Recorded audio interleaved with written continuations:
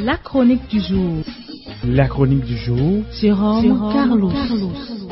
Bonjour. La nouvelle est bonne. Le Bénin inaugure très prochainement plus d'une vingtaine de marchés modernes. Une manière de signifier que rupture et respect des normes vont de pair. En effet, dans un pays où tout le monde pense avoir la bosse du commerce, le marché est au cœur des préoccupations de chacun et de tous. Il s'improvise en tout temps, en tout lieu, dans un désordre joyeux qui ne choque plus personne. Le moindre espace libre est investi et promis à un destin de marché. Nous devons mettre fin à cette pagaille. Mais comment? Il faut que le marché soit et reste un espace de rencontre. Sur un marché, ce sont des êtres humains qui se donnent rendez-vous. Le comportement des uns et des autres doit refléter cette vérité profonde. Ces êtres humains viennent d'horizons divers. Ils sont mus par des préoccupations tout aussi diverses, mais ils ne sont pas moins liés par le même souci: faire de bonnes affaires. Voilà ce que vendeurs et acheteurs ont en partage. Le marché peut alors s'afficher comme un espace de profit pour tous. Il faut que le marché soit et reste un espace d'échange. Le Béninois le sait bien. Dans un espace où les prix sont rarement affichés, il pratique, avec un art consommé, le marchandage. Il s'agit de cette discussion, jamais dénuée d'intérêt, pour acheter ou pour obtenir quelque chose au meilleur prix. Et puis, nous référant au marché international d'Antokpa, à certaines heures de la journée, c'est comme si toutes les régions d'Afrique s'y rencontraient. Cela préfigure les États-Unis d'Afrique.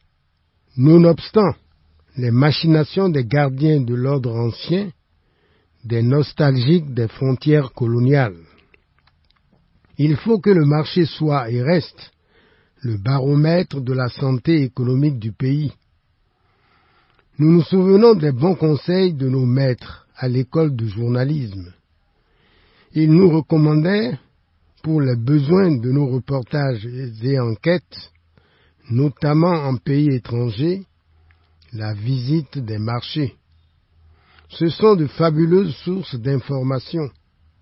Ils donnent à lire, comme dans un livre ouvert, ce qu'une multitude d'interviews ou de propos recueillis ne peut suffire à révéler. Puisque c'est de marché moderne qu'il s'agit, nous devons être en accord avec ce qui va changer.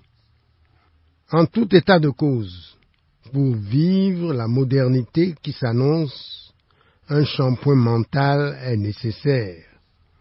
Le changement des mentalités que nous évoquons souvent s'impose à présent comme une réalité incontournable. Il y a lieu de nous projeter vers l'avenir, de formuler une vision neuve, porteuse d'une ambition non moins neuve. Il y a lieu d'enterrer nos vieilles habitudes. À marché moderne, des hommes et des femmes nouveaux, des hommes et des femmes nantis d'aptitudes et de capacités nouvelles. Quelles sont-elles? 1. La culture d'un marché moderne. Elle s'impose impérativement.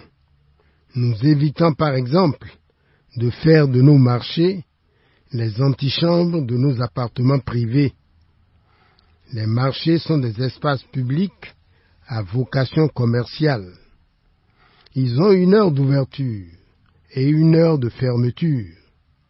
Ils doivent être propres et doivent être tenus propres.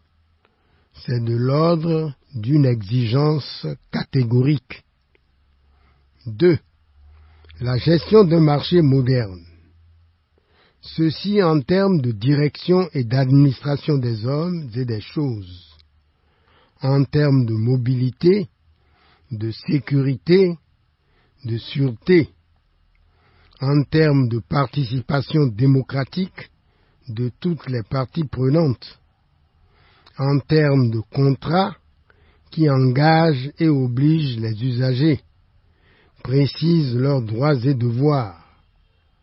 Une attention particulière pour les personnes vivant avec un handicap. Ces personnes doivent bénéficier d'aménagements spécifiques et appropriés.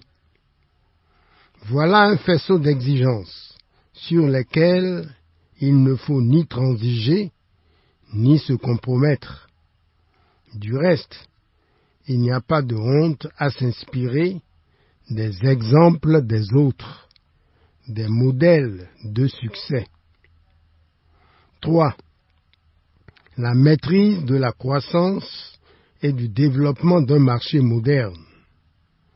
Tout change, tout bouge. Nos nouveaux marchés modernes sont historiquement datés. Ils ne resteront pas éternellement modernes. Que deviendront-ils dans 10, 20, 30 ans et plus? Ce sont nos réponses d'aujourd'hui qui garantiront l'avenir de ce que nous tenons pour des bijoux. Préservons-les. Merci pour l'attention et à jeudi prochain. C'était la chronique du jour. Retrouvez la chronique sur www.capfm.com.